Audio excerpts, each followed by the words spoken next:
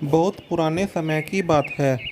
चांदपुर गांव में हरिया अपनी पत्नी राधा और बेटी मीरा के साथ रहता था। हरिया बहुत गरीब था। वह अपने पड़ोस के गांव शिकारपुर के जमींदार हरि सिंह के खेतों में काम करता था। हरि सिंह एक बेईमान और लालची किस्म का आदमी था। एक दिन हरिया की पत्नी राधा हरिया से, अजी सुनते हो, उस जमींदार ने 1 महीने से 1 फूटी कोड़ी भी नहीं दी है। घर का सारा राशन खत्म हो गया है। मैं जब भी उससे पैसे मांगता हूँ वो कुछ ना कुछ बहाना बना देता है। क्या करूँ समझ नहीं आता। लेकिन ऐसा कब तक चलेगा? क्या अब्बू को मरना पड़ेगा? ठीक है, मैं आज ही जमींदार के पास जाकर उससे पैसे लेकर आता हूँ। बेचारा हरिया ये सोचता हुआ जा रहा था कि कहीं जमींदार उसे फिर से ना कुछ बहाना बनाकर टरका दे। यही सोचता हुआ वह जमींदार के घर जाता है। सेठ जी, मुझे पैसों की बहुत ज़रूरत है। घर में कुछ भी खाने के लिए नहीं बचा। अरे क्या पैसे पेड़ पर लगते हैं जो तोड़ कर दे दूं? पिछली फसल भी बारिश ना होने के कारण खराब हो गई थी, और अब जो फसल खेतों में खड़ी है जब वो बिकेगी तभी तो पैसे मिलेंगे। थोड़े बहुत ही पैसे दे दें जिससे घर का राशन ले जा सकूं। आपकी बड़ी कृपा होगी। अरे भाग यहाँ से। तुम जैसे कामचोर को मैं बहुत अच्छी तरह से जानता हूँ। बेचारा हरिया उदास होकर अपने घर लौट आता है और अपनी पत्नी से सारी बात बताता है। जमींदार ने पैसे देने से मना कर दिया है। कहता है फसल बिकेगी तभी पैसे मिलेंगे। उसे हमारे भूखे मरने से कोई फर्क नहीं पड़ने वाला। ये सुनकर वे सभी दुखी हो जाते हैं। दिन बीतते हैं। हरिया जैसे तैसे अपना गुजर बसर करता है। लेकिन एक दिन राधा हरिया और अपनी बेटी को छोड़कर इस दुनिया से चली जाती है। बेचारा हरिया बहुत दुखी हो जाता है। अब हरिया अपनी बेटी के साथ जमींदार के खेतों में काम करके अपना गुजर बसर करता है। एक बार हरिया बहुत बीमार हो जाता है तो जमींदार हरिया के गांव आता है और गांव के एक आदमी से पूछता है, अरे भाई, हरिया को देखा है क्या?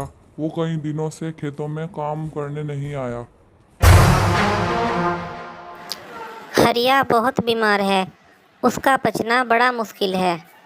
मैं उसी के पास से आ रहा हूँ। ऐसा सुनकर वह हरिया के घर जाता है। अरे हरिया, क्या तुम बीमार हो? क्या हुआ? मैं बहुत बीमार हूँ और बहुत कमज़ोर भी हो गया हूँ। अब मेरा बचना मुश्किल है। तुम ठीक हो जाओगे, परेशान ना हो। मुझे नहीं लगता कि अब मैं ठीक हो पाऊंगा। मुझे इस बात की फिक्र है कि मेरे मरने के बाद मेरी बेटी का क्या होगा।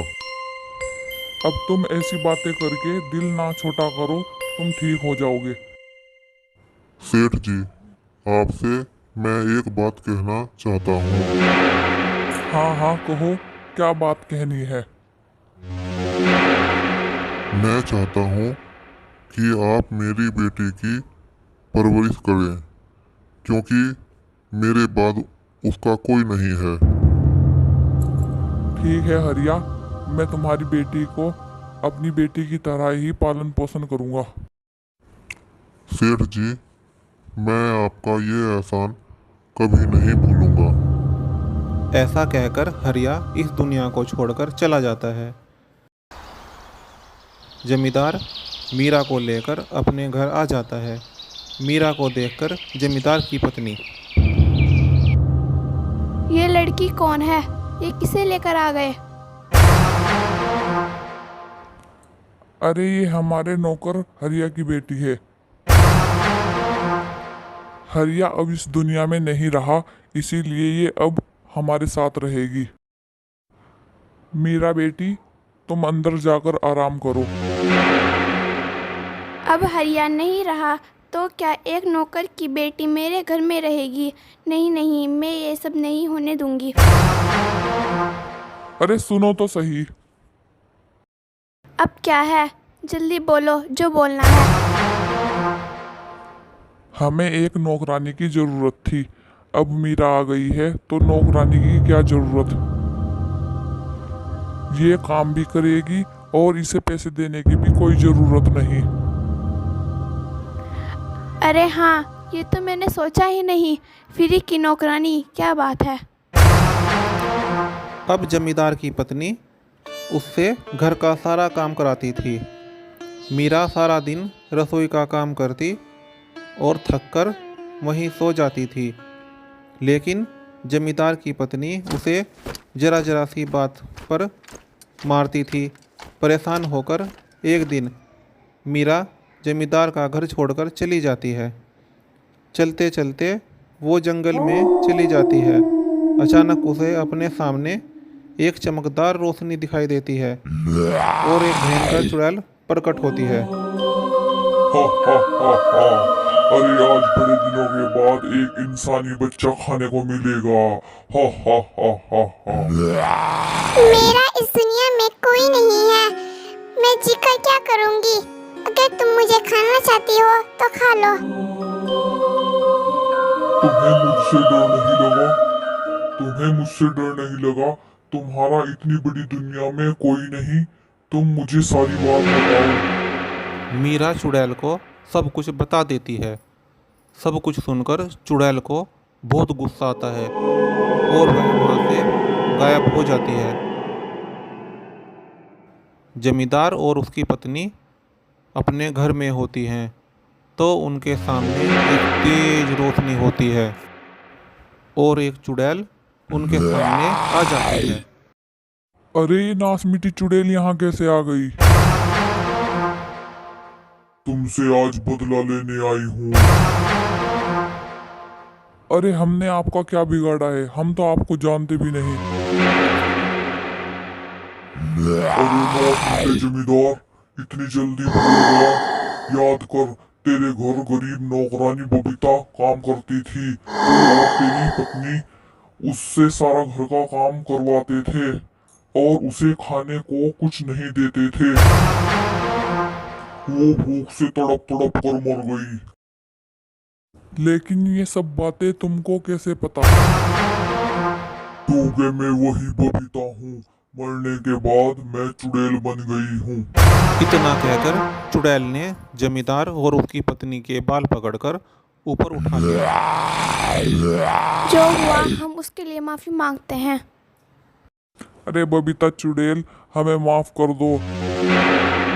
नहीं, कभी नहीं। मेरे साथ जो तुमने किया सो किया। मीरा के साथ भी तुम वैसा ही बर्ताव कर रहे हो। अरे बबीता चुड़ैल, हमें माफ कर दो। अब हम मीरा को अपनी बेटी की तरह प्यार से रखेंगे। हाँ बबीता चुड़ैल, हमें एक मौका दो। ठीक है, लेकिन अगर तुमने मीरा को परेशान किया, मैं तुम्हें दोनों को जान से मार दूंगी। इतना कहकर चुड़ैल उन दोनों को पटक कर मार देती है और गायब हो जाती है। उसके बाद जमींदार और उसकी पत्नी मीरा को बहुत लाड प्यार से रखने लग जाते हैं।